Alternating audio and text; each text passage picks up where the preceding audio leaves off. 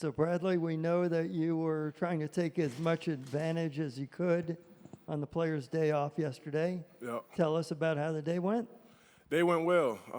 I came to Madrid probably about a year and a half ago with my fiance, and we got a chance to explore. So I just took some of the guys to like some of the shopping areas and stuff we went to, walked around a little bit, and got immersed in the city.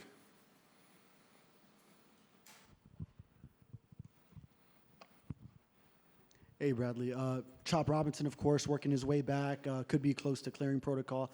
Just the impact you believe he can make now, especially as without Jalen Phillips, it'll be a big opportunity once he does return. Yeah, man, I got the utmost confidence in Chop, and just seeing how he works each and every day, how he, coming back from being in a protocol, he's just been as hungry as he's been since I've seen him. You know what I mean? And he's chomping at the bit to get out there, knowing the opportunity that has arisen in front of him. So I'm excited for him. I know he's going to do everything in his power to make sure he takes advantage of it, and I'm going to be right there with him, helping him out as much as I can. Brett, in terms of you're a veteran, there's a whole process for you to take care of your body, to get yourself ready for game day. How do you transition that and bring it here with you to Madrid? Yeah, it's hard, but you gotta, that's the point about being a pro. You just gotta find ways to maximize the things you do. You got your set people in South Florida and that you've been, working with and stuff like that. But you kind of got to plan ahead in a sense. Some people might have to come out here with you in order for you to get to that point where you need to be in terms of facilities and stuff. Atletico Madrid has been amazing. They got the hot tubs, cold tubs, all those different things, sauna. The hotel we're at, the Palace, has a great sauna as well and gym and all that stuff so we can use. So I feel like it's not as hard as it's been in the past going on these long road trips, but like I said, you just got to have those people that you really need. You got to drop a little bread just to get them out here, you know what I mean, and keep things rolling.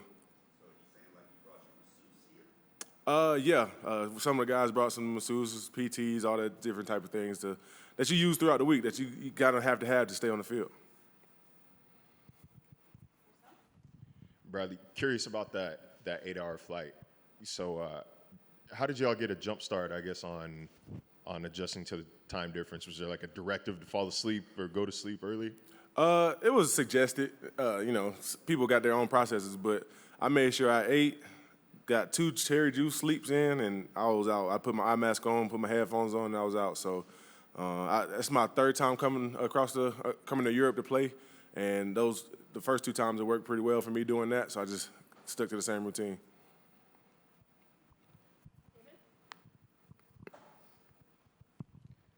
Hey, Bradley. So it sounded like from your answer to the first question, you were kind of the one that knew his way around the land here in Madrid.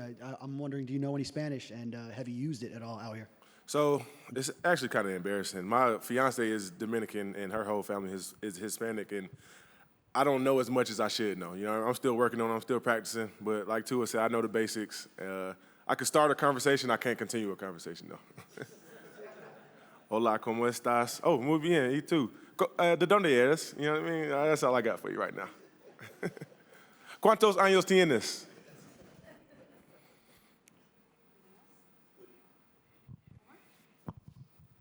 Last week we saw, well, actually 3 weeks ago, we saw the defense run stopping against Atlanta. Mm-hmm. Very dangerous back. Last week we saw you guys have success stopping the run against a pretty good back. Mm-hmm. Gets paid a lot of money. And then also, well, he ran, but Josh Allen. What has been the difference between what you guys have shown the last 2 of the 3 weeks and earlier in the season? Just the mindset, playing with each other, not just like out there with playing as a unit. I feel like instead of just being out there together, having that accountability to the person next to you. When you got JB flying around like he does, him and T-Dot flying around like they do, all you got to do is do your 1/11th and do it well. You know what I mean? You can't just check the box and say, yeah, I'm doing my job, but, do your job and some. And I feel like everybody has taken on that mindset, and it's been working out for us. Bradley, it seems like this team is maybe at a crossroads right now, coming off the big win against Buffalo. There have been times in past years, as you, I'm sure, well know, that you've been written off because of a losing streak, and yet when it seems like it's the darkest, you guys turn around and have a winning streak. How are you able to do that? What's Mike's role in directing and steering the ship? Like you said, just steering the ship, man. Getting all minds in one direction, and he starts it, and then the leaders just pick up from where he started it off at. And we got guys that just bring in. Even when 1-7, we had guys bringing in constant. Well, 1-6, guys bringing in constant energy, trying to get this thing turned around and making sure that like we're not just living miserable days, going, oh, we got to go to the facility. Woe is me, but like, how we're going to fix this, actively trying to, put ourselves in the best position. And when you got Mike steering the ship, when you got guys that really care about it, care about each other, and doing everything we can to change the narrative, it starts to fall into line. Like, we're still not perfect. We're still working on it. We're still, having to bring the same constant energy each and every day. So we could continue this how we're feeling, how we're, everybody's up right now. Everybody's, feeling good. It's just about doing the right things each and every day to make sure we stay feeling like this. Bradley, following up on Hal's question about changing the narrative, you use the word delusional a lot about where you guys are as a team. Last couple of weeks, whether it's the trade deadline or the GM, has there been a moment or a speech where you feel like guys have said, hey, this is us. This is all we got.